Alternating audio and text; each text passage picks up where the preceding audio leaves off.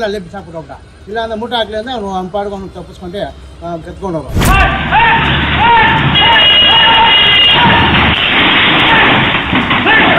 ಪೇಟೆ ಅಂತ ಹೇಳಿದ್ರೆ ನಿತ್ಯ ಲಕ್ಷಾಂತರ ಜನ ಓಡಾಡ್ತಾರೆ, ಯಾವಾಗೂ ರಶ್ ಇರುತ್ತೆ. ಇಂಥ ಏರಿಯಾಗಳೆಲ್ಲ ಹಿಂಗಾಗುತ್ತೆ ಅಂದ್ರೆ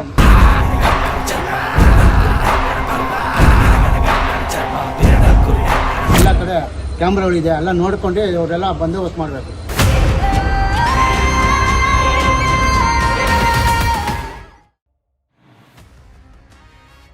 ಕರ್ಮ ರಿಟರ್ನ್ಸ್ ಅನ್ನೋ ಮಾತಿದೆ. ನಾವು ಒಳ್ಳೇದು ಮಾಡಿದ್ರೆ ನಮಗೆ ಒಳ್ಳೇದೇ ಆಗುತ್ತೆ, ನಾವು ಕೆಟ್ಟದ್ದು ಮಾಡಿದ್ರೆ ನಮಗೆ ಕೆಟ್ಟದ್ದೇ ಆಗುತ್ತೆ ಅಂತ.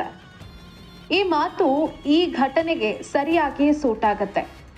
ವ್ಯಕ್ತಿಯೊಬ್ಬರ ಮೊಬೈಲನ್ನು ಕಸಿದುಕೊಂಡು ಪರಾರಿ ಆಗ್ತಾ ಇದ್ದಂಥ ಕಳ್ಳನೊಬ್ಬ ಹೃದಯಾಘಾತಕ್ಕೆ ಒಳಗಾಗಿ ಸಾವನ್ನಪ್ಪಿದಂತಹ ಘಟನೆ ನಡೆದಿದೆ. ಕಳೆದ ಸೋಮವಾರ ಅಂದರೆ ಜೂನ್ 15ರಂದು ಬೆಂಗಳೂರಿನ ಕಬ್ಬನ್ಪೇಟೆ ರಸ್ತೆಯಲ್ಲಿ ಈ ಘಟನೆ ನಡೆದಿದೆ. ಸದ್ಯಕ್ಕೆ ಈ ಘಟನೆ ಎಲ್ಲೆಡೆ ವೈರಲ್ ಆಗ್ತಾ ಇದೆ. ಘಟನೆಯ ವಿಡಿಯೋ ವೈರಲ್ ಆಗ್ತಾ ಇದೆ.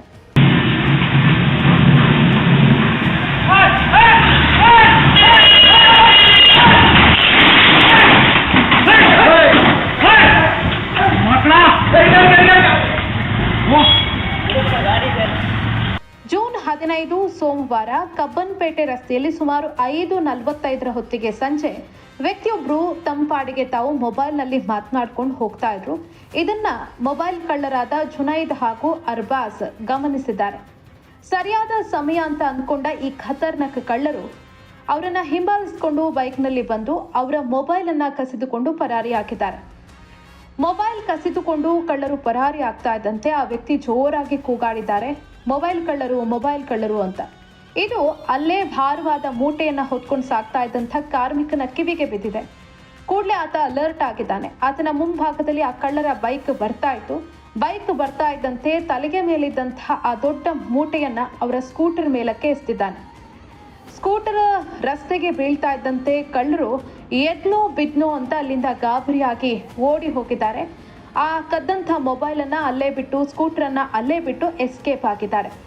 ಹೀಗೆ ಕಳ್ಳರು ಅಲ್ಲಿಂದ ಎಸ್ಕೇಪ್ ಆಗಿ ಕಬ್ಬನ್ಪೇಟೆಯ ಗಲ್ಲಿಗಳಲ್ಲಿ ಓಡಾಡಿದ್ದಾರೆ. ಹೀಗೆ ಓಡಿ ಸುಸ್ತಾದಂತಹ ಕಳ್ಳ ಜುನೈದ್ ತೀವ್ರವಾಗಿ ಆಯಾಸಗೊಂಡಿದ್ದಾನೆ. ಇನ್ನು ಈ ಕಳ್ಳನಿಗೆ ಮೊದಲೇ ಹೃದಯ ಸಂಬಂಧಿ ಕಾಯಿಲೆ ಇತ್ತಂತೆ. ಹಾಗಾಗಿ ಜೋರಾಗಿ ಓಡಿದಂತಹ ಸಂದರ್ಭದಲ್ಲಿ ಆತನಿಗೆ ಉಸಿರಾಟದ ಸಮಸ್ಯೆ ಕಾಣಿಸ್ಕೊಂಡಿದೆ. ಕಬ್ಬನ್ಪೇಟೆಯ ರಸ್ತೆಯೊಂದರ ಫುಟ್ಪಾತ್ ಮೇಲೆ ಸುಧಾರಿಸಿಕೊಳ್ಳೋದಕ್ಕೆ ಅಂತ ಆತ ಕೂತಿದ್ದಾನೆ.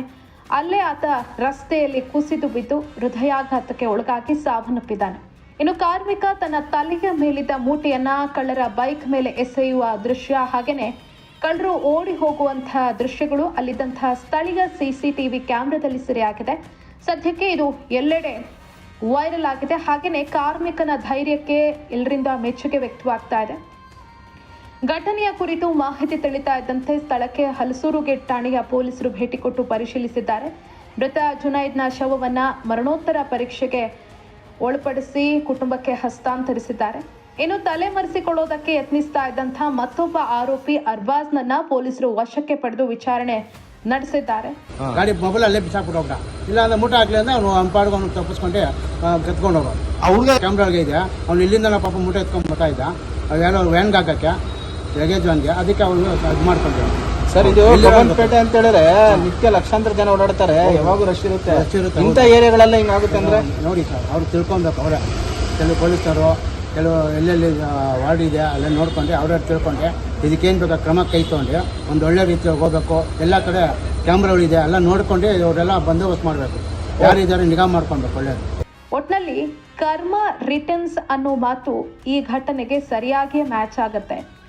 ಇನ್ನೊಬ್ಬರಿಗೆ ನೋವು ಕೊಡೋದಕ್ಕೆ ಹೋದಂಥ ವ್ಯಕ್ತಿ ತಾನೇ ನೋವಿಗೆ ತುತ್ತಾಗಿದ್ದಾನೆ, ತಾನೇ ಸಾವನ್ನಪ್ಪಿದ್ದಾನೆ. ಒಟ್ಟಲ್ಲಿ ಸದ್ಯಕ್ಕೆ ಈ ಘಟನೆಯ ವಿಡಿಯೋ ಎಲ್ಲೆಡೆ ವೈರಲ್ ಆಗ್ತಾ ಇದೆ.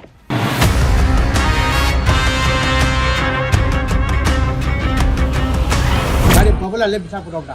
ಇಲ್ಲ ಅಂದ್ರೆ ಮೂಟ ಹಾಕ್ಲಿ ಅಂದ್ರೆ ಅವನು ಅಂಪಾಡ್ಗೆ ಅವ್ನು ತಪ್ಪಿಸ್ಕೊಂಡೆ ಕೆತ್ಕೊಂಡು ಹೋಗೋ.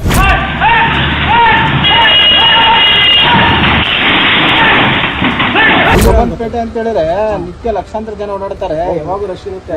ಇಂಥ ಏರಿಯಾಗಳೆಲ್ಲ ಹಿಂಗಾಗುತ್ತೆ ಅಂದ್ರೆ